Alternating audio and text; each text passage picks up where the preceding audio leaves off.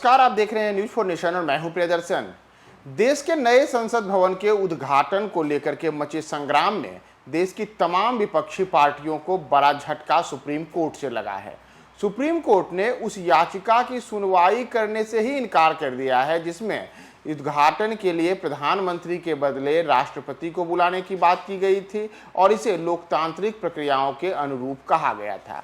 लेकिन supreme court ने आज हुई सुनवाई के दौरान न केवल याचिका को सुनने से इनकार कर दिया बल्कि उसे खारिज भी किया है और याचिकाकर्ता को सख्त हिदायत देते हुए कहा है कि ऐसा क्यों न हो कि हम आप पर जुर्माना लगा दें। हालांकि कोर्ट ने जुर्माना नहीं लगाया है। दरअसल 28 मई को देश के नए संसद भवन का उद्घाटन होना है। प्रधानमंत्री नरेंद्र मोदी इसका उद्घाटन करेंगे, लेकिन उद्घाटन के पहले ही देश में एक बार फिर से इसे लेकर के सियासी खींचतान जारी है और देश के तमाम विपक्षी दल एक लगातार इसका विरोध कर रहे हैं कि प्रधानमंत्री आखिर क्यों नए संसद भवन का उद्घाटन करेंगे। प्रधानमंत्री की जगह राष्ट्रपति को इसका उद्घाटन करना चाहिए और इसे लेकर के देश की 19 राजनीतिक दलों ने इस विरोध में अब उद्घाटन सत्र का बहिष्कार करने का भी निर्णय लिया है। इसी बीच नए संसद भवन के उद्घाटन से जुड़े मामले में एक याचिका सुप्रीम कोर्ट में दायर की गई थी और सुप्रीम कोर्ट में इस याचिका को लेकर के जल्द से जल्द सुनवाई करने की मांग की गई थी। इसी पर आज सुप्रीम कोर्ट में याचिका पर सुनवाई हुई, लेकिन सुप्रीम कोर्ट ने याचिका सुनने से ही इनकार कर दिया और कोर्ट ने याचिका को खारिज कर दिया है। साथ ही इस मामले में हस्तक्षेप करने से भी पूरी तरीके से मना कर दिया है।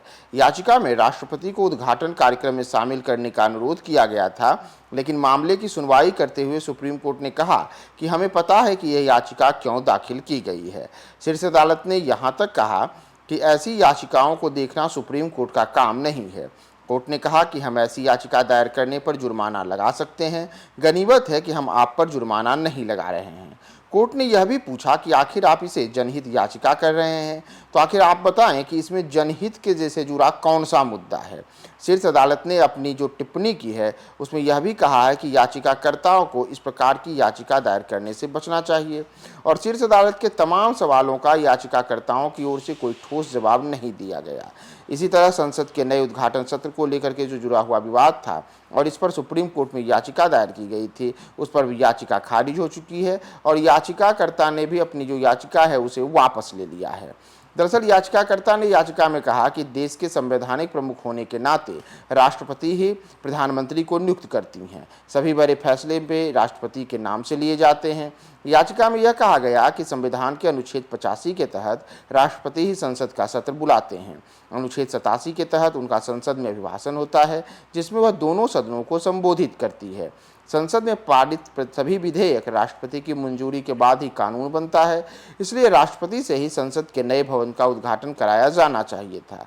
लेकिन सुप्रीम कोर्ट ने अब यह याचिका खारिज कर दी है। सुप्रीम कोर्ट से याचिका खारिज होने के बाद न केवल याचिकाकर्ता को यह बड़ा झटका लगा है बल्कि देश के उन 19 राजनीतिक दलों को भी झटका लगा है जो इस संसद के नए भवन के उद्घाटन का बहिष्कार कर रहे हैं और जिन दलों ने इसके बहिष्कार में अपनी सहमति जताई है उसमें कई ऐसे दल हैं जो राष्ट्रीय स्तर पर अपनी जो प्रभावशीलता है वह रखते हैं। इसमें चाहे हम बात कांग्रेस की करें, बात वामपंथी दलों की करें, अगर ये बात हम बिहार की करें तो बिहार में भी जो सत्ताधारी महागठबंधन है उसमें मुख्यमंत्री नीतीश कुमार की पार्टी जदयू और मुख्यमंत्री तेजस्वी यादव की पार्टी राष्ट्रीय जनता दल सहित वामपंथी दलों, हिंदुस्तानी अवाम मोर्चा सहित कई अन्य दलों ने इसके बहिष्कार में शामिल होने का फैसला किया था।